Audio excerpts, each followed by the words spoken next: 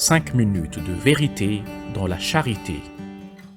Est-ce vrai, Padre? Est-ce vrai que l'usage dans l'Église d'eau bénite, de sel, d'huile sainte n'a rien de biblique?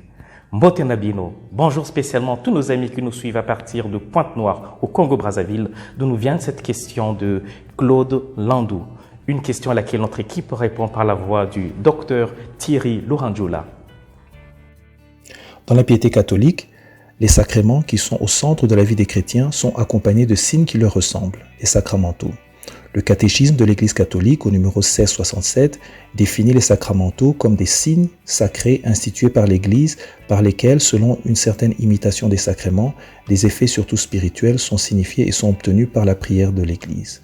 Ils ont pour but d'ouvrir les personnes à recevoir l'effet principal des sacrements et servent donc à sanctifier, à guérir et à procurer la protection divine. Nous distinguons 3 formes de sacramentaux. La bénédiction, de personnes, de nourriture, d'objets ou de lieux qui, une fois bénis, deviennent à leur tour des sacramentaux. La consécration, d'objets ou de lieux liturgiques, de personnes qui choisissent la vie consacrée, une profession religieuse ou certains ministères de l'Église, tels que lecteurs, acolytes, catéchistes ou ministres extraordinaires de l'Eucharistie. Ceux-ci également deviennent à leur tour des sacramentaux. Et finalement, l'exorcisme, au cours duquel l'Église, par l'entremise d'un ministre, demande publiquement et avec autorité, au nom de Jésus-Christ, qu'une personne ou un objet soit protégé contre l'emprise du malin et soustrait à son empire. Les sacramentaux, tout comme les sacrements, tirent leur vertu du mystère pascal de Jésus, c'est-à-dire sa passion, sa mort et sa résurrection. Cependant, si les sacrements sont des signes visibles institués par Christ à travers ses paroles et ses actes, qui nous confèrent ainsi sa grâce, les sacramentaux, eux, sont des signes visibles institués par l'Église et qui fonctionnent différemment. Les sacrements fonctionnent ex opere operato. Cela signifie que par l'acte et la parole du prêtre au nom du Christ, l'effet spirituel est immédiat et ne dépend pas de la disposition intérieure du prêtre ou de celui qui le reçoit. Les sacramentaux, eux, fonctionnent ex opere operantis. L'effet dépend de la disposition intérieure de celui qui l'utilise, sa ferveur, sa foi, sa dévotion. Il y a cependant certains sacramentaux qui ont un effet spirituel inhérent. L'eau bénite exorcisée, par exemple. Mais en général, l'effet spirituel des sacramentaux est de nous préparer et de nous disposer davantage à recevoir la grâce provenant des sacrements et d'y coopérer. Ainsi, l'eau bénite, par exemple, qui est un sacramental très populaire, a pour but de nous rappeler et de nous rendre plus conscients de la grâce de notre baptême par lequel nous sommes lavés de nos péchés et devenons des enfants de Dieu. Un autre sacramental très populaire, le crucifix, nous rappelle le sacrifice de Jésus sur la croix pour notre salut et donc l'amour de Dieu pour nous. Il éveille donc en nous l'action de grâce et la contemplation de ce que nous commémorons à chaque célébration eucharistique.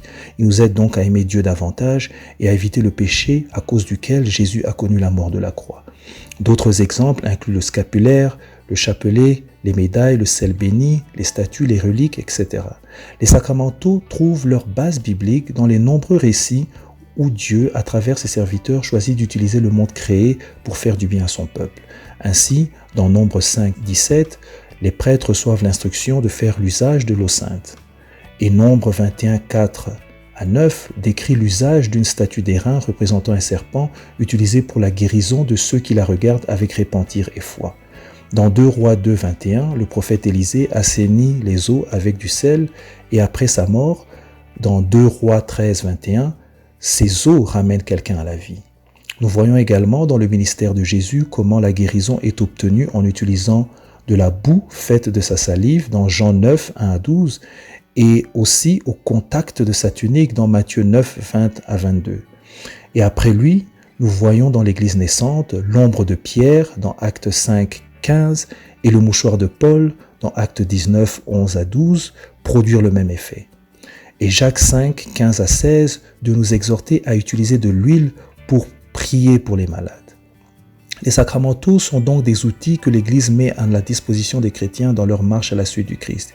Ils ne doivent donc pas être considérés comme des objets avec un pouvoir magique et qui peuvent être utilisés de façon superstitieuse, mais plutôt comme des objets qui nous amènent à une façon de vivre qui permet au flot de la puissance de Dieu de passer à travers eux.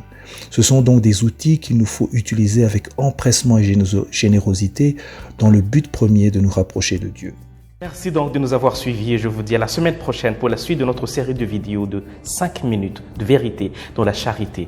Et nous irons à Bukavu, en République démocratique du Congo, d'où nous vient cette question de Jacqueline Bourindois. Elle demande, est-ce vrai, Padre? Est-ce vrai que le paiement de la dîme est obligatoire pour tout chrétien? Allez, portez-vous bien et à la semaine prochaine.